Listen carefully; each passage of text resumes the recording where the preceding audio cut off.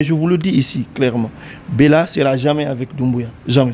Je ne peux pas combattre Alpha Condé qui était un civil pour qu'il ne fasse pas un troisième mandat et soutenir un militaire pour qu'il reste au pouvoir. Pour moi, c'est insensé.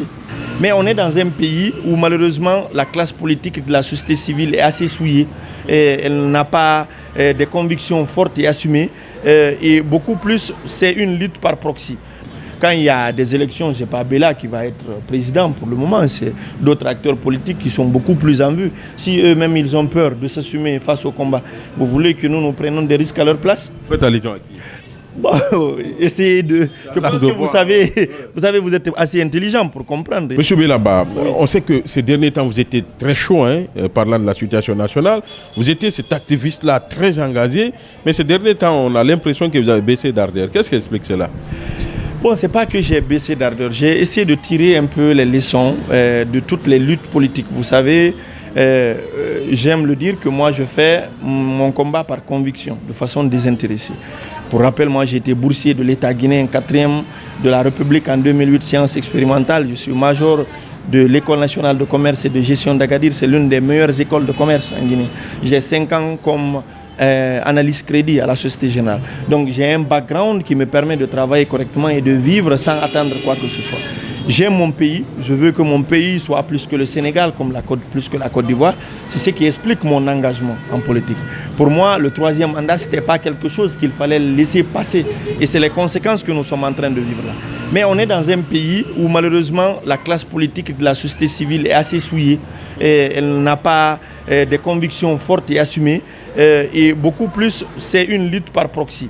Donc par conséquent, j'ai essayé de dire qu'il faudrait que j'ai les moyens de ma politique pour essayer de faire le combat qui m'anime au fond de mon cœur. Donc c'est pour cela que j'ai pris un peu de distance parce que moi j'ai alerté par rapport au FNDC, si vous vous rappelez, si des personnes qui me suivaient sur le comportement de certains, des politiques et tout, et c'est tout ça, c'est ce qui s'est passé.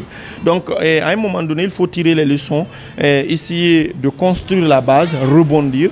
Donc je me suis investi dans l'éducation, donc je crois qu'il faut créer une certaine couche d'élite qui pense qu'il y a une couche qui a des valeurs, qui a des principes et tout.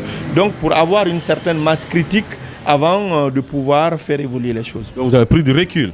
Oui, j'ai pris du recul. Vous savez, j'aime le dire le plus souvent, nous aujourd'hui, ce n'est pas nous.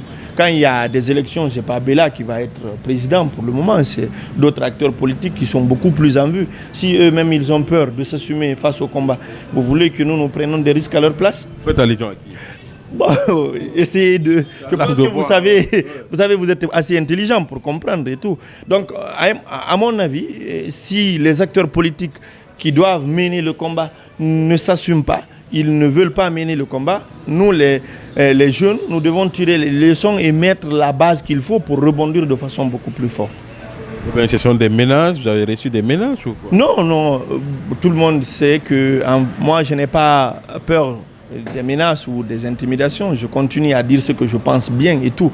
Mais vous savez, il faut tirer les leçons et ne pas refaire les mêmes erreurs et tout. Là, dans l'art de la guerre, Sun Tzu disait que si tu ne te connais pas et tu ne connais pas ton ennemi, tu vas mener 1000 combats et ça te mènera à 1000 défaites. Et on ne mène pas des combats que pour la défaite. Il faut mener des combats pour avoir la victoire. Et on sait aujourd'hui qui est au pouvoir, on sait qu'est-ce qu'il fait, on sait comment il le fait. Si on n'est pas capable d'inverser le rapport de force, ça ne sert à rien de tenir tête. Est-ce qu'aujourd'hui vous êtes, puisque vous avez dit qu'il faut tirer les leçons du passé, est-ce que vous avez eu à commettre des erreurs par le passé que vous regrettez aujourd'hui? Non, je n'ai pas eu à commettre des erreurs. Je pense que j'ai pris assez de risques. Et parfois des risques qui n'étaient pas mesurés, parfois des risques je me disais qui ne valaient pas assez la peine parce que ce n'étaient pas des risques pour moi. Donc si aujourd'hui Bella doit repartir en prison, il doit repartir sur la base de ses convictions, sur la base de son combat à lui, mais pas pour le combat des autres. Donc moi, c'est la leçon principale que j'ai eu à tirer. Donc j'étais dans un groupe où les gens étaient dans des petits calculs, trop malsains, dans des calculs personnels et tout. Et moi, j'étais dans un combat beaucoup plus global pour mon pays parce que j'aime mon pays.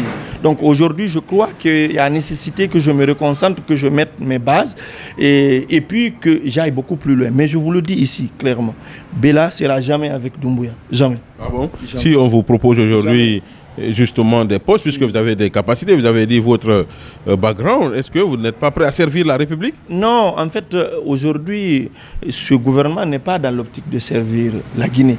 Ils sont dans une logique d'enrichissement de façon démesurée et vraiment dans une logique qu'on ne comprend pas. Ce n'est pas pour construire la Guinée dans 10 ans, dans 15 ans, dans 20 ans.